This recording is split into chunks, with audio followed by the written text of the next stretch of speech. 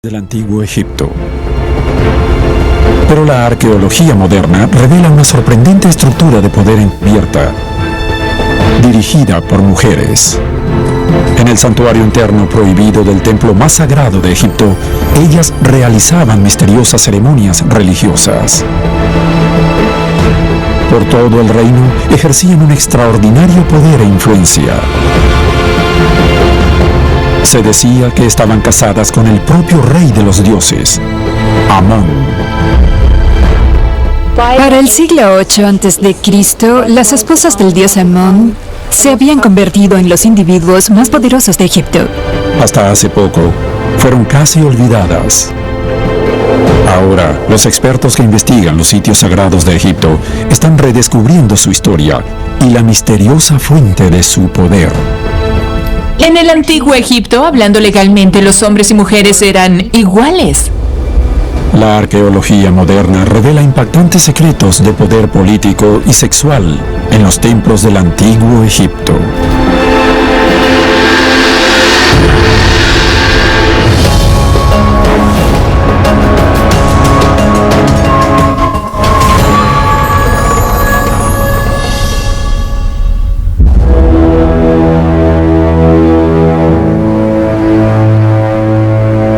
Oculta en las ruinas de los grandiosos sitios sagrados de Egipto existe evidencia de una de las posesiones religiosas y políticas más poderosas del antiguo Egipto. Intrigantes pistas de esta historia yacen enterradas en las misteriosas tumbas de la ribera occidental del Nilo.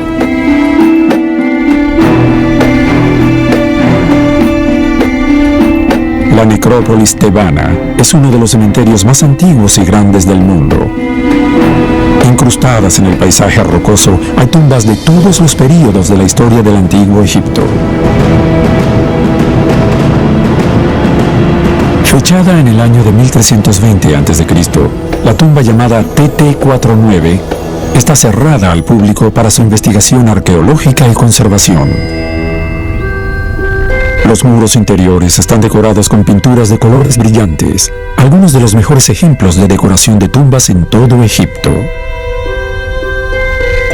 Estas vívidas imágenes alguna vez estuvieron ocultas bajo siglos de polvo, hollín y mugre. Las personas vivieron en estas tumbas por cientos y cientos de años y sus hogueras para cocinar volvieron los muros y techos muy negros, casi con una película grasosa por todos los aceites que había en el aire. Limpiar eso es casi la tarea más difícil que podríamos tener. El humo de las hogueras casi destruyó las hermosas imágenes para siempre.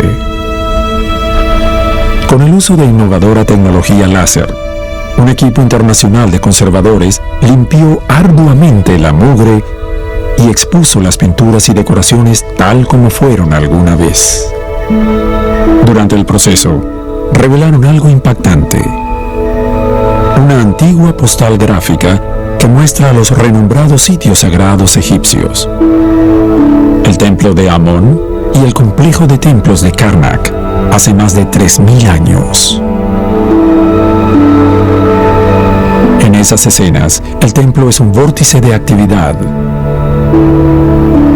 Mientras las ceremonias religiosas tenían lugar dentro del santuario, los granjeros cultivaban cosechas y atendían al ganado en los predios circundantes.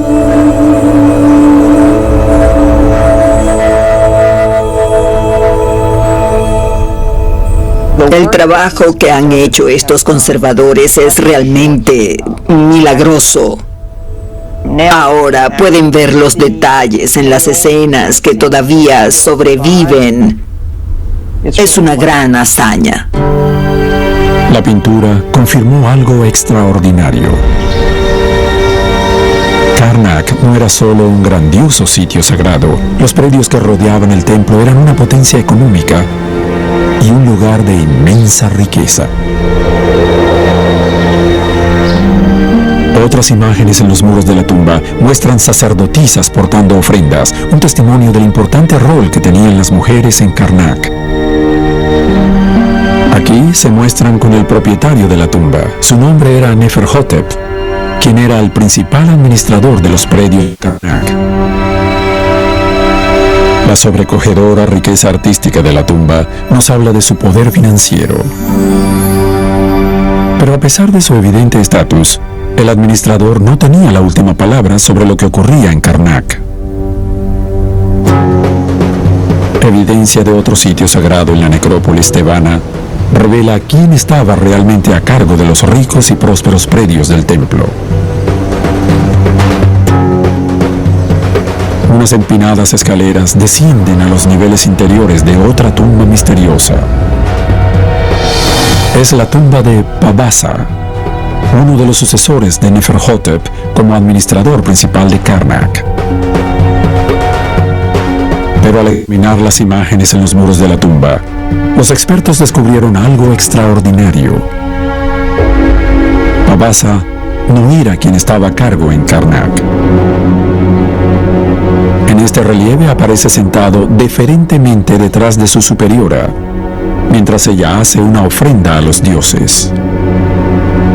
Estos jeroglíficos confirman que ella era quien controlaba Karnak y toda su fabulosa riqueza. Se encuentra en una de las posiciones más importantes de todo Egipto, un título conocido como esposa del dios Amón. La egiptóloga Mariam Ayad ha pasado varios años investigando la historia olvidada de esta élite de mujeres que servían a Amón en su grandioso templo.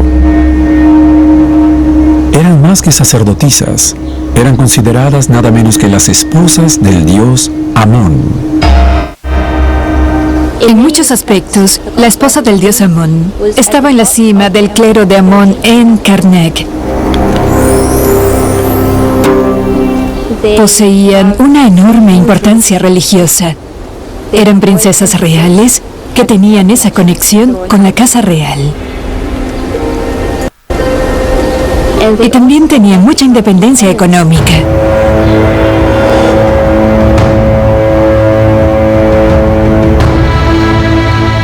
Conocido como el lugar elegido, Karnak era el corazón espiritual del antiguo Egipto. El complejo está dominado por un enorme sitio sagrado, el gran templo de Amón.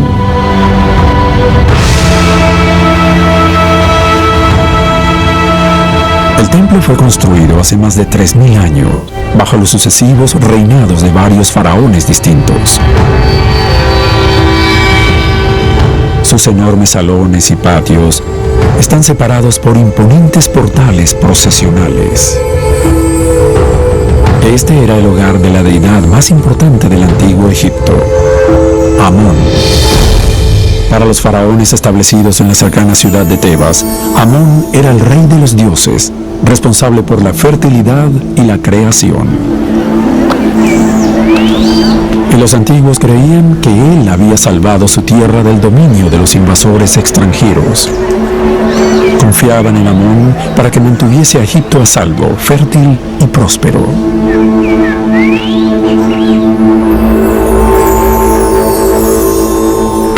El rol más importante de la esposa del dios era satisfacer las necesidades terrenales de Amón. Los antiguos egipcios creían que el dios partía de los cielos y visitaba el santuario interior del gran templo. Allí, la esposa del dios le brindaba comida y satisfacía otras necesidades.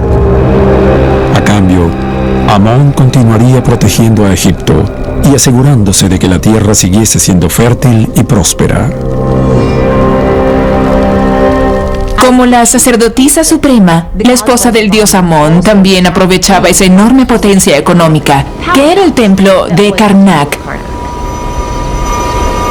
Creo que la mejor analogía para entender el estatus económico y religioso de la esposa del dios Amón es pensar en términos de un papa medieval y en la riqueza temporal que controlaba, además de la autoridad religiosa de la que disfrutaba.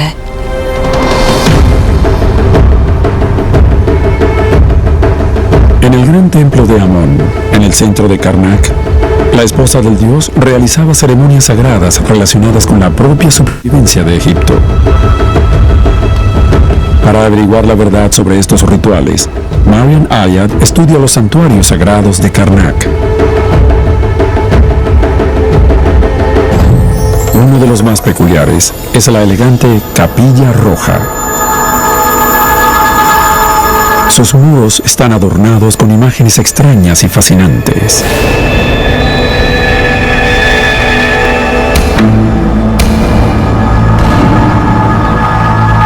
Se han conservado varias escenas que muestran a la esposa del dios participando en rituales en el templo.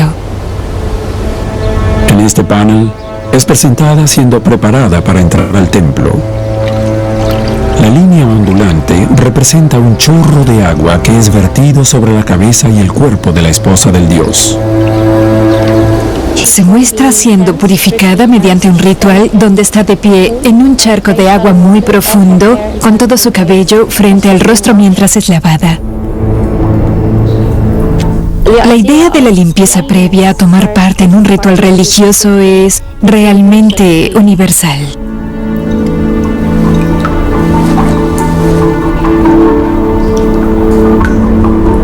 La ceremonia de purificación por agua tenía un propósito importante. Le permitía a la esposa del dios entrar al santuario interior del templo. Anteriormente, solo el faraón y los sumos sacerdotes podían acceder a esta zona prohibida. El hecho de que la esposa del dios también pudiese entrar es una señal de su poder creciente.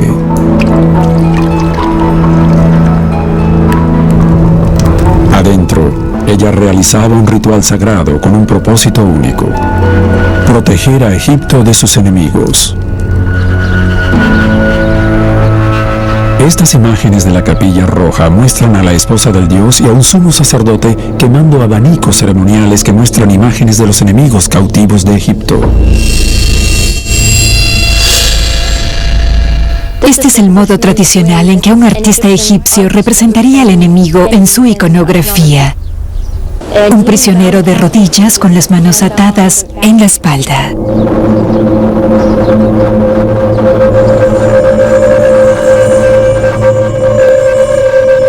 Para los antiguos egipcios, quemar la imagen de un enemigo era lo mismo que quemar a la propia persona. Era una forma de magia compasiva. No solo lastimaban al enemigo, sino que lo aniquilaban por completo. Previamente, este poderoso ritual era realizado solo por un sumo sacerdote o el propio faraón. Pasó a convertirse en la responsabilidad de la esposa del dios. Ella estaba sola detrás del faraón en importancia religiosa.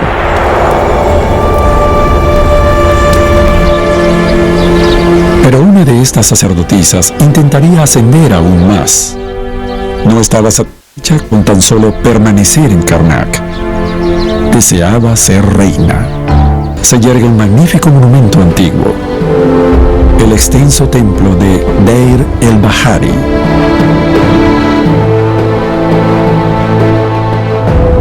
Contra un fondo de imponentes riscos de arenisca, el templo se eleva desde la planicie desértica en 3 terrazas superpuestas, conectadas por largas rampas y apoyadas en filas de imponentes columnas. Hoy el templo luce descubierto y árido, pero alguna vez estuvo rodeado por frondosos jardines. Una gran calzada adornada con estatuas de esfinges conduce al templo y a sus fragantes jardines y árboles de mirra. Este majestuoso sitio sagrado casi rivaliza con las pirámides en escala y gloria. Pero a diferencia de las pirámides, Deir el-Bahari no fue construido por un faraón. Su creadora fue una mujer que alguna vez fue una esposa del dios Amón. Su nombre era Hatshepsut, quien tiene una historia extraordinaria. Hija de un faraón, Hatshepsut fue preparada desde temprana edad para ser la esposa del dios Amón. Aún era muy joven cuando asumió el rol. En esa posición, Hatshepsut obtuvo un conocimiento invaluable de las ceremonias más sagradas y las funciones religiosas de Egipto. Eso la preparó para un rol aún mayor más tarde en su vida. Como la esposa del dios Amón, Hatshepsut tendría la tarea de mantener el Ma'at, de mantener el orden, la justicia y el funcionamiento apropiado del cosmos. Era exactamente lo que debía hacer el faraón en el antiguo Egipto. Como esposa del dios, Hatshepsut también controlaba la gran riqueza de los predios de Karnak al emplear a muchas personas. Estas dependían de ella para ganarse la vida, y ella esperaba que al llegar el momento, ellos apoyarían su intento por alcanzar el poder. Finalmente, Hatshepsut vio una oportunidad para cumplir sus pretensiones.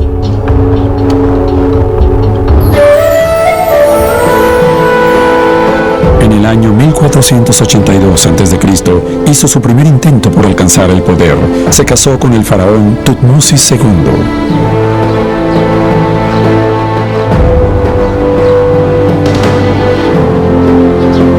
Tutmosis era débil y enfermizo.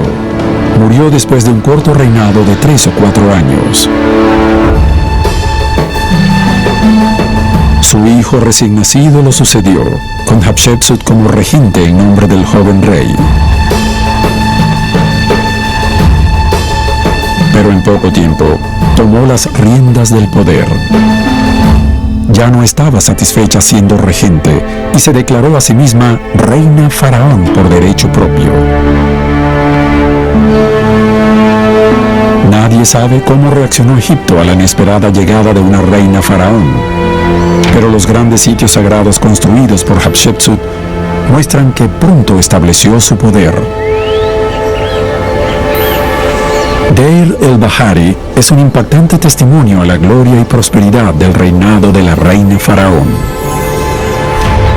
Imágenes talladas en los muros del templo cuentan la historia de la expedición que envió Hatshepsut a las tierras lejanas del sur para obtener árboles de mirra, la fuente del incienso más precioso del mundo antiguo.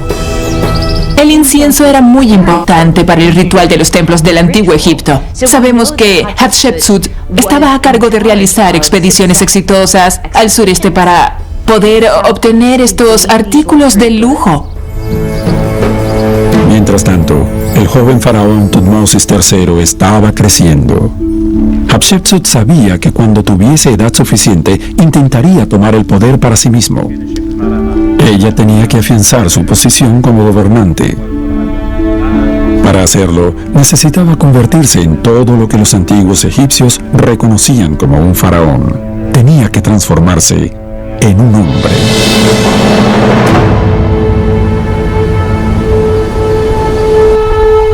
Una imagen del temprano reinado de Hatshepsut en el muro de la capilla roja de Karnak la muestra como una mujer. Pero imágenes posteriores marcan una dramática transformación. Estatuas del faraón Hatshepsut vigilan la terraza superior en Deir el-Bahari. Ha desaparecido la joven que una vez fue la consorte humana del dios Amón. En su lugar, está alguien que luce completamente como un gobernante masculino. Con sus pechos atados, una barba falsa y el tocado de un faraón, Hatshepsut parecía el tipo de gobernante al que todos estaban acostumbrados. Había realizado un increíble recorrido en su vida, desde una princesa real a la esposa del dios Amón y luego a faraón de todo Egipto. Al hacerlo, Hatshepsut había demostrado que una mujer podía ser todo lo que un hombre era en el antiguo Egipto. No obstante, aunque vestía como un faraón para sus apariciones públicas, tras bastidores seguía siendo una mujer.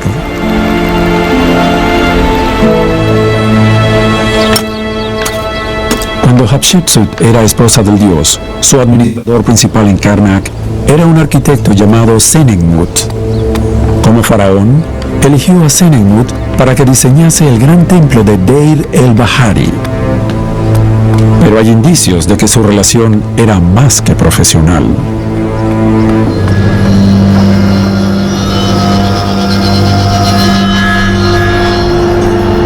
Una tableta de la 18ª dinastía de Egipto identifica a Senenmut como aquel que sirve en el palacio de su corazón y satisface todos los placeres de la reina.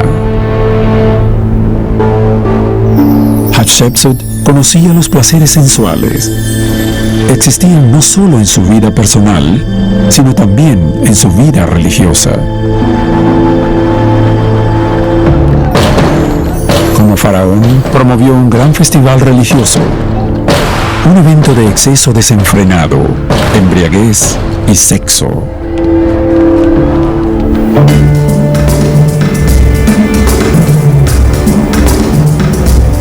Los investigadores que trabajan en la tumba TT49 en la necrópolis tebana han descubierto fascinante evidencia sobre este misterioso e impactante festival.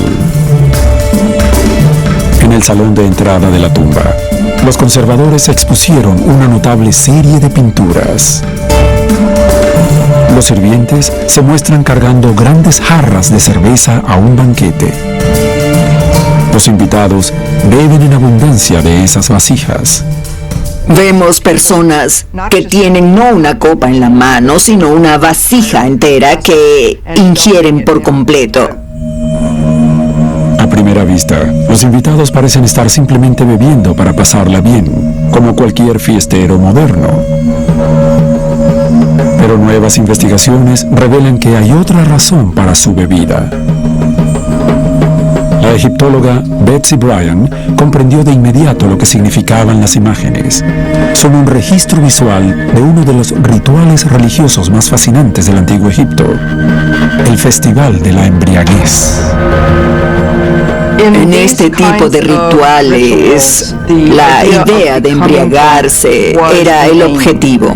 No era vergonzoso, era alentado y era parte del modo en que podían acceder a sus dioses. Betsy Bryan está especialmente interesada en las pinturas por un increíble descubrimiento que hizo en uno de los templos de Karnak.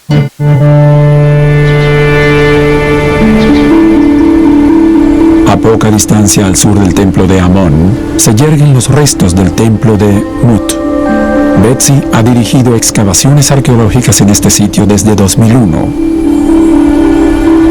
Ella y su equipo han descubierto los restos de un recinto rodeado de columnas. Los jeroglíficos revelan que este era un sitio sagrado, un templo único construido por nada menos que la propia reina faraón, Hatshepsut. Descubrimos a una profundidad de unos 2 metros un campo de columnas que datan del reinado de Hatshepsut. En 6 de esas columnas hay una inscripción, una dedicatoria que dice que ella lo construyó como un monumento para su madre Mut, un salón de embriaguez para ella. Este salón sagrado es un lugar diseñado para el Festival de la Embriaguez. Al ordenar su construcción, Hatshepsut avalaba poderosamente esta inusual celebración religiosa.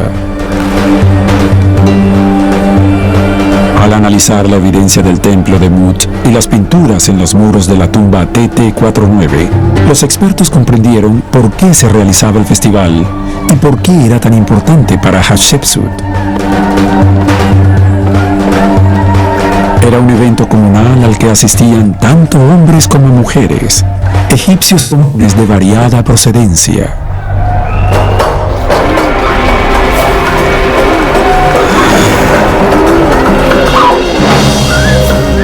En el festival, la diosa Hathor era representada por una mujer participante. Junto al dios principal Amón, ella tenía un rol vital para proteger a Egipto. Los asistentes al festival tenían como objetivo hacerse uno con estas deidades. Para hacerlo debían intoxicarse. Era una juerga nocturna en la que los participantes se embriagaban en exceso y caían en un estupor luego de participar en varias actividades desenfrenadas. Los asistentes continuaban bebiendo hasta desmayarse.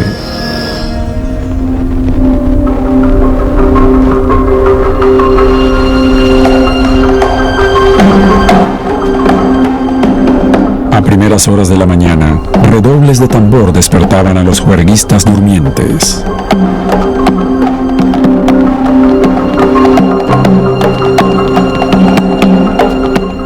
Al despertar de su sopor, los celebrantes resacosos estaban más tranquilos y pacíficos, como la diosa Hathor.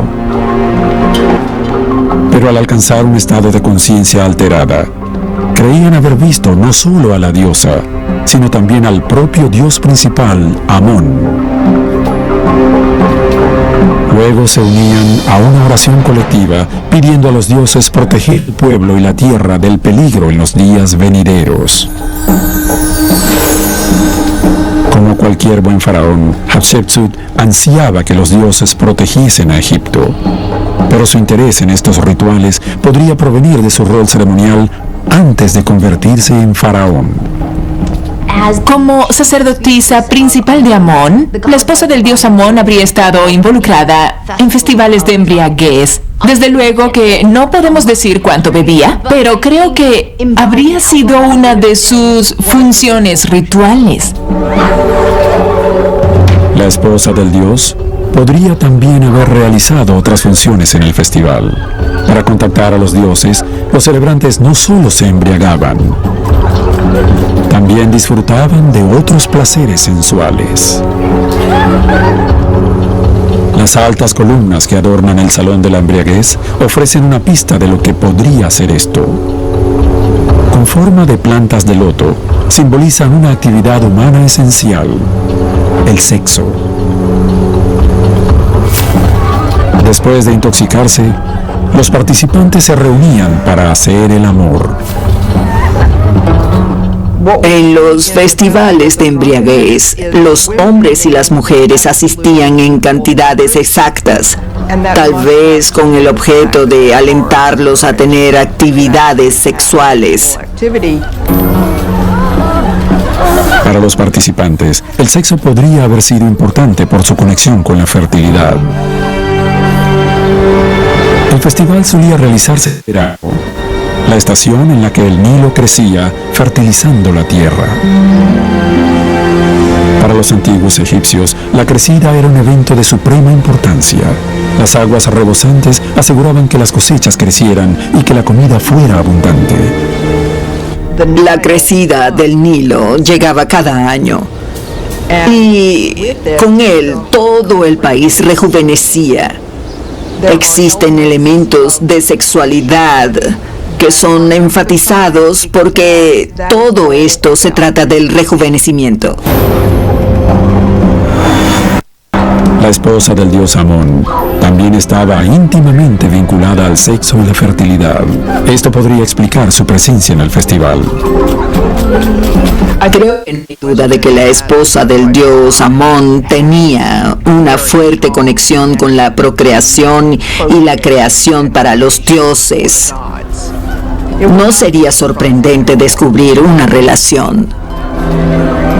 El rol de la esposa del dios podría provenir de un rasgo único en la antigua sociedad egipcia. Las mujeres gozaban de libertad sexual. La palabra virgen no existe en el antiguo idioma egipcio. El matrimonio era un asunto de mudarse con un compañero, y tanto hombres como mujeres podían decidir divorciarse, mudarse y casarse de nuevo sin estigma. La literatura egipcia revela que en cuestiones de romance y sexo, las mujeres tenían actitudes progresistas, similares a las del mundo moderno. Las historias y poesías de amor pueden ser las fuentes principales que tenemos para las actitudes entre los sexos. Y la poesía amorosa es interesante porque siempre suena muy moderna. A veces es muy atrevida. Las mujeres también hablan en ellas. Es incierto si escribieron las palabras o no. Y suenan como adolescentes actuales. Una joven, por ejemplo, se apresura sin terminar de peinarse, todavía parcialmente desvestida, para ir a ver a su amante. Qué celestial sería si el deseo de mi corazón se hiciese realidad. Mientras tus brazos yacen suavemente en mi pecho Envío mi furtivo deseo de entrar en tu interior, amor mío. Ven en la oscuridad de la noche, Señor mío, esposo mío. No todos eran poetas, pero las mujeres del antiguo Egipto también tenían otros modos de mostrar su encanto. Un artefacto en el Museo Ulster de Belfast muestra el énfasis que algunas mujeres ponían en la belleza física. El museo es hogar de la momia de Takabuti. Como la hija de un sacerdote de Amón en Karnak, Takabuti debió haber estado cerca de la esposa del dios Amón. Habría vivido en los ambientes del templo de Karnak, así que habría tenido un alto estatus. Tal vez lo más fascinante de Takabuti sea su cabello. Es suave, castaño rojizo y peinado en bucles. Es muy inusual que ella tuviese su propio cabello, ya que muchos hombres y mujeres de esa época se habrían rasurado la cabeza porque eran muy conscientes de la higiene. Tal vez eso nos diga algo sobre cómo era Takabuti como persona. Debió haber estado muy interesada en su apariencia y haber cuidado mucho de su cabello, incluso en la muerte. Oh, el cabello era un enorme símbolo sexual en el antiguo Egipto. En las historias sobre las seductoras siempre estaban peinándose. Hay una escena en una historia donde una mujer seduce a un hombre y él le dice, ve a ponerte tu peluca e iremos a la cama juntos. Lo que sabemos de Takabuti y su vida muestra cuán importantes eran el atractivo y el encanto para las antiguas mujeres egipcias. Esta podría ser la clave para revelar la verdad sobre la esposa del dios Amón y por qué era tan importante para la supervivencia de Egipto.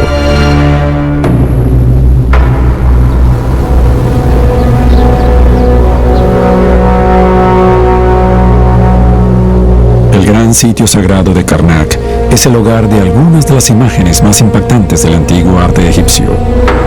Talladas en los muros y columnas del templo, estas imágenes son sexualmente explícitas y para ojos modernos casi pornográficas. Muestran al dios Amón en estado de excitación. Por muchos años, los expertos se preguntaron el significado de estas imágenes inusuales.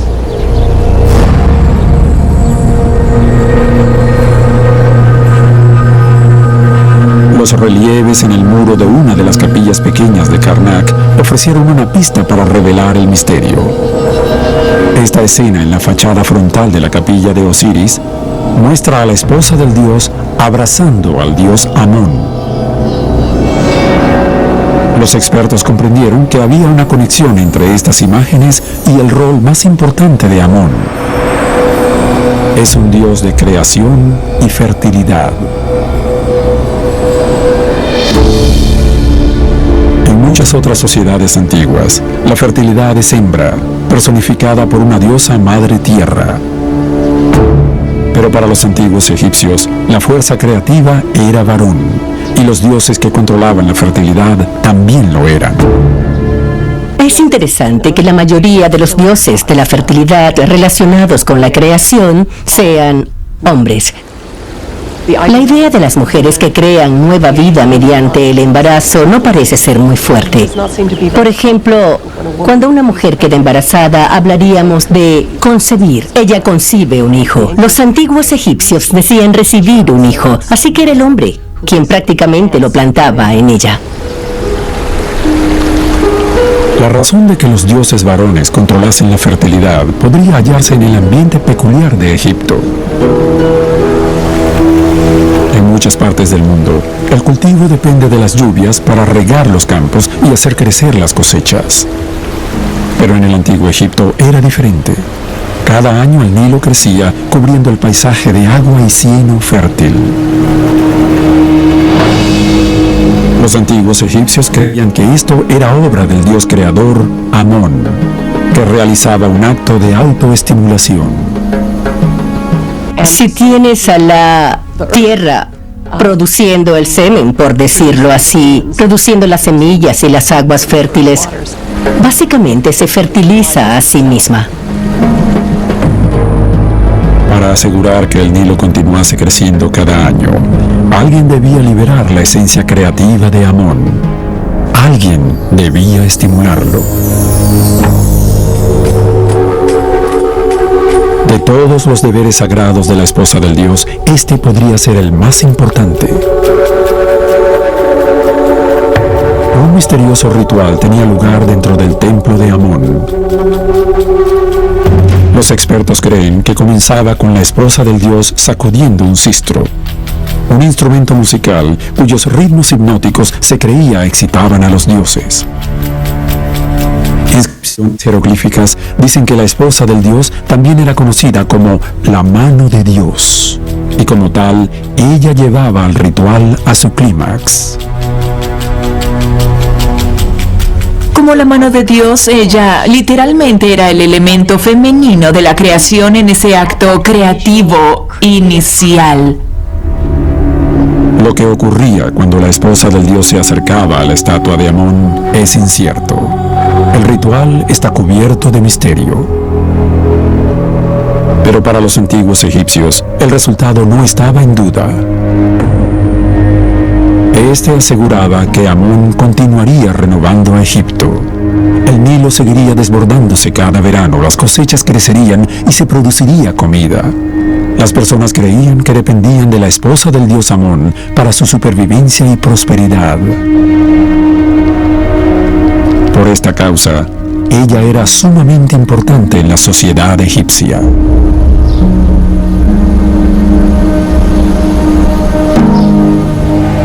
El poder y estatus de la esposa del dios solo era superado por el propio faraón Hatshepsut. Entonces, ocurrió un evento que lo cambiaría todo.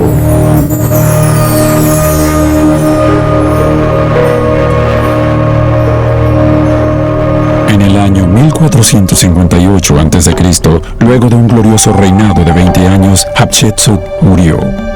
La reina faraón y antigua esposa del dios Amón, que hizo tanto para apoyar el cargo y sus ceremonias, ya no estaba.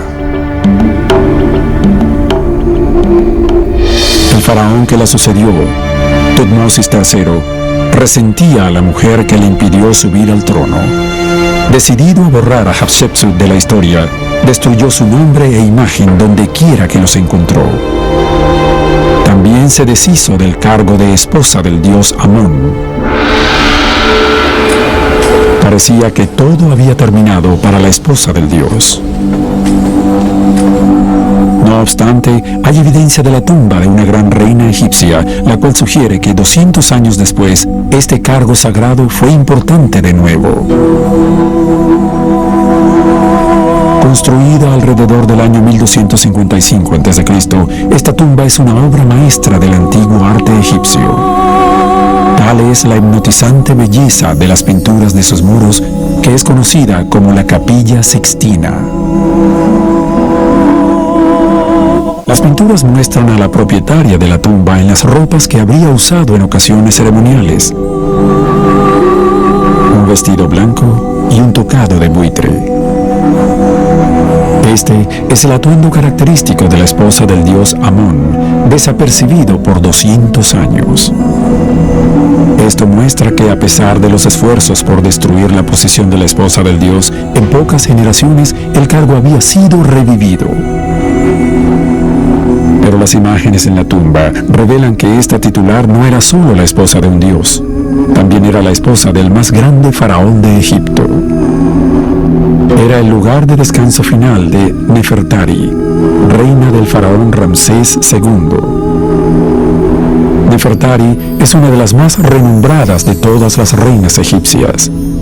Las imágenes en la tumba revelan que era respetada y amada por toda la sociedad egipcia. Homenajeada como madre, esposa, reina y sacerdotisa. El símbolo más impactante de su prestigio se encuentra en un gran sitio sagrado en las riberas del lago Nasser, en el sur de Egipto.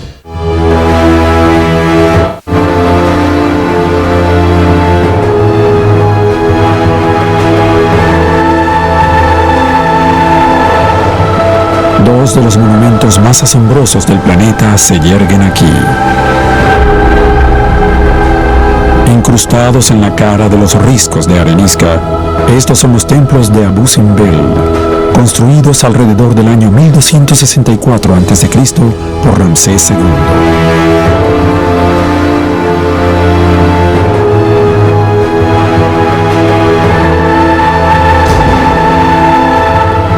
El mayor de los dos es el Gran Templo, que se eleva a casi 30 metros de altura, vigilado por 4 colosales estatuas de Ramsés.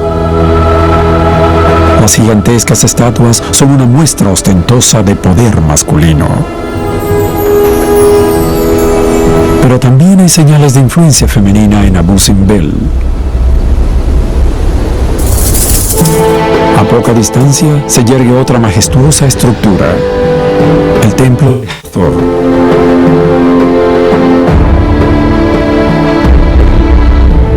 La fachada de este templo también está adornada con enormes estatuas de Ramsés II, pero estatuas femeninas igualmente grandes se yerguen junto a ellas.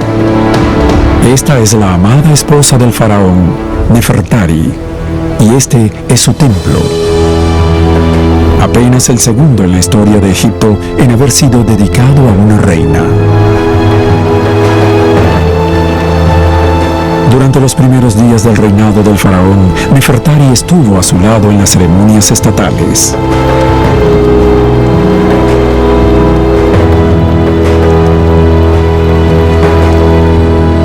Nefertari parece haber sido un personaje muy importante en la corte de Ramsés II. Por supuesto, tenemos razones para creer que el rey realmente la amaba. Pero su contribución a la historia egipcia va mucho más allá. Como esposa del dios Amón, Nefertari habría adquirido conocimiento de la política internacional. Esto la ayudó a tener un rol importante para finalizar la larga guerra entre Egipto y uno de sus mayores enemigos, el imperio hitita.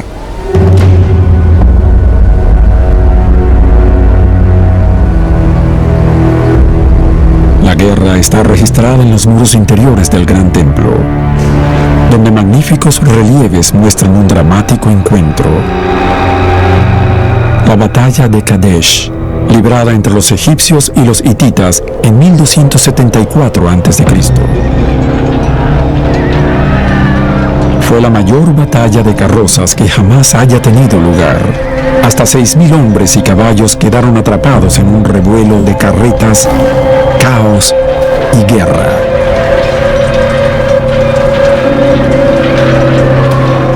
Ramsés II resultó victorioso. Aquí se muestra destruyendo a sus enemigos hititas.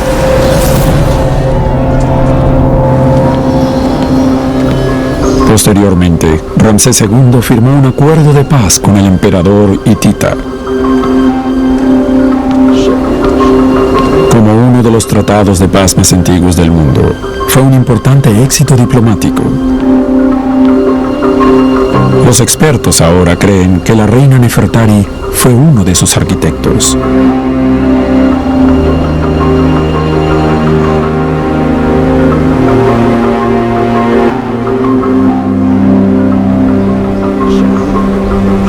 Nefertari recibió una carta de la reina de los hititas, Putujepa.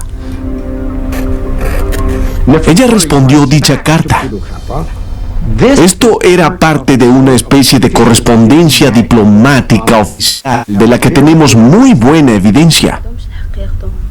El hecho de que Nefertari y Putujepa hicieran esto no solo indica que se reconocían mutuamente como iguales, sino también que cumplían alguna función en la política internacional de la época.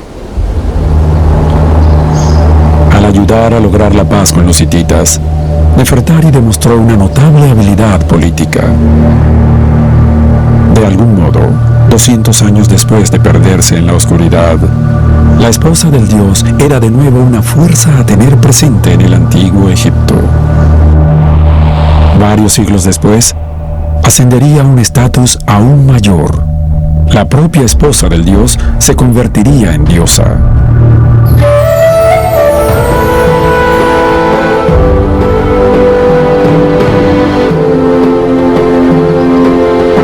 El gran recinto de Medinet Habu es uno de los sitios sagrados más impresionantes de la necrópolis tebana.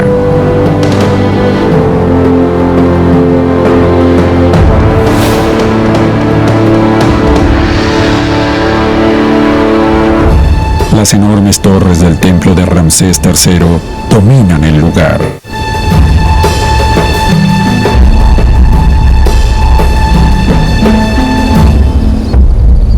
Pero los pequeños edificios que se yerguen ante el templo del faraón son aún más intrigantes. Estas son capillas de tumbas, santuarios conmemorativos construidos para una sucesión de esposas del dios Amón. Para la egiptóloga Mariam Ayad, los jeroglíficos revelan el estatus final que lograron estas sacerdotisas. Una escena en un muro interior muestra un extraño ritual en el que la esposa del dios trae 4 becerros ante un trío de dioses. El rito de conducir los 4 becerros es uno de los ritos reales más sagrados del antiguo Egipto. Este es un rito real. Solo los reyes podían realizarlo. Pero este sagrado ritual real es mostrado siendo realizado por una esposa del dios Amón. Debajo, otra imagen señala un estatus aún mayor para la esposa del dios.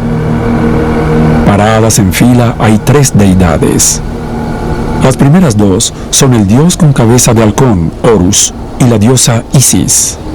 La tercera viste el tocado característico de la esposa del dios Amón. Esta imagen nos dice que ella había trascendido su existencia mortal y se había convertido en diosa.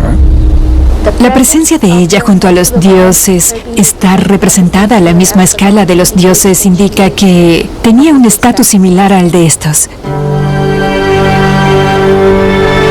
Luego de una historia que se extiende por más de 1000 años, la extraordinaria contribución de la esposa del dios a Egipto culminó en su ascenso a la divinidad.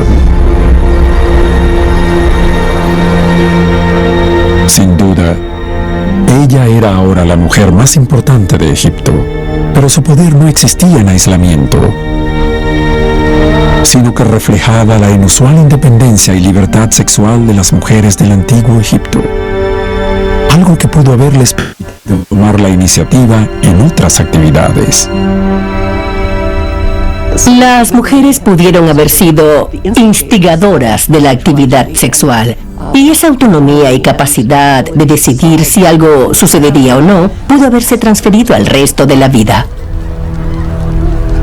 Hombres y mujeres eran legalmente iguales. Las mujeres podían demandar, ser el demandante o el demandado, podían representarse a sí mismas en casos legales en lugar de tener un custodio masculino.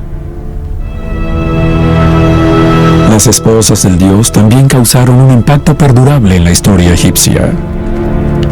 Esta larga sucesión de mujeres formidables abrieron el camino para la reina egipcia más famosa de todas. En el año 51 a.C., Cleopatra ascendió al trono de Egipto.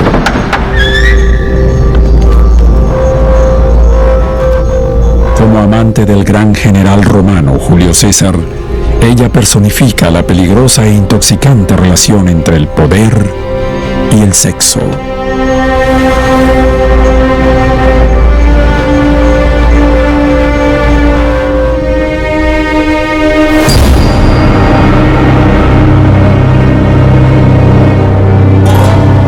Pero después de su muerte, la antigua Roma conquistó Egipto.